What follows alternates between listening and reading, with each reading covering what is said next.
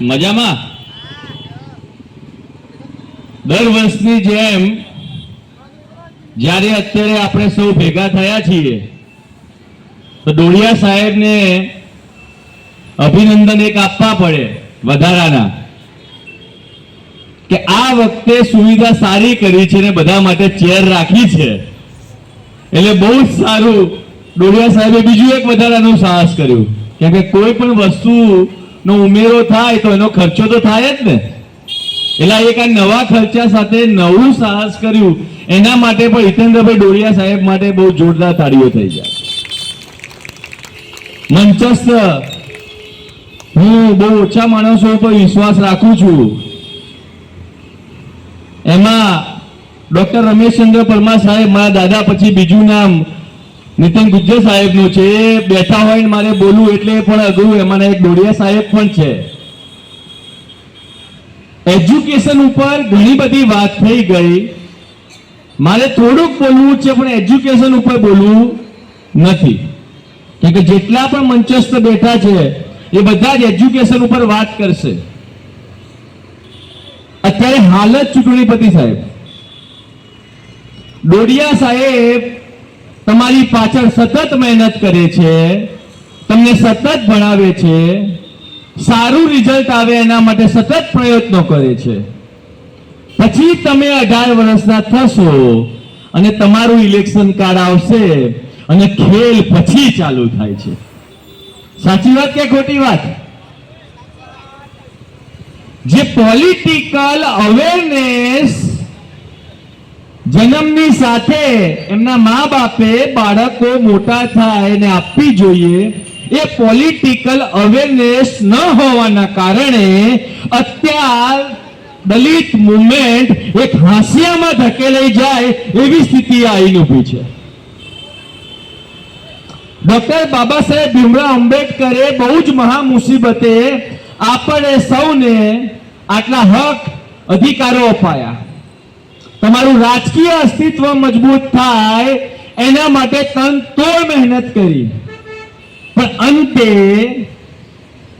રાત્રે 12 વાગે ઇલેક્શનના આગલા દિવસે પોટલી ને ચવાણામાં જે આ સમાજ વેચાઈ જાય છે એમાં મને બહુ દુઃખ થાય છે. આવું ને આવું દુઃખ ડોડિયા સાહેબને પણ થતું હશે, ગુજ્જર સાહેબને પણ થતું હશે અને મંચસ્થ બેઠા બધા જ મહાનુભાવોને થતું હશે. અમે લોકો પ્રયત્ન કરીને તમારા બધામાં પોલિટિકલ અવેરનેસ આવે એના માટે પ્રયત્નો કરીએ છીએ. આ વોટ એક બહુ કિંમતી વસ્તુ છે. અત્યારે વડીલો બેઠા છે ને, અને છોકરાઓ કરતા ખુરશીઓ એમના વાલીઓની સંખ્યા વધારે દેખાઈ રહી છે, એટલે મારે કહેવું પડે છે.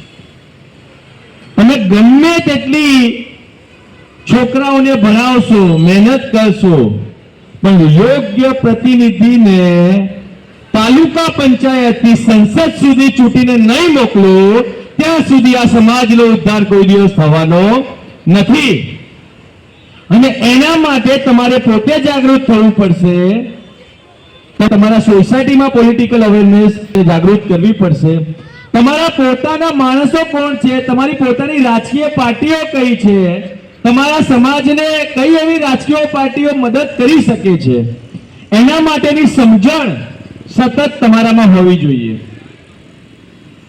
અત્યારે સૌથી મોટું દુઃખ એવું છે કે મહેશભાઈ ચાંદખેડામાં ઉભા હતા સાહેબ.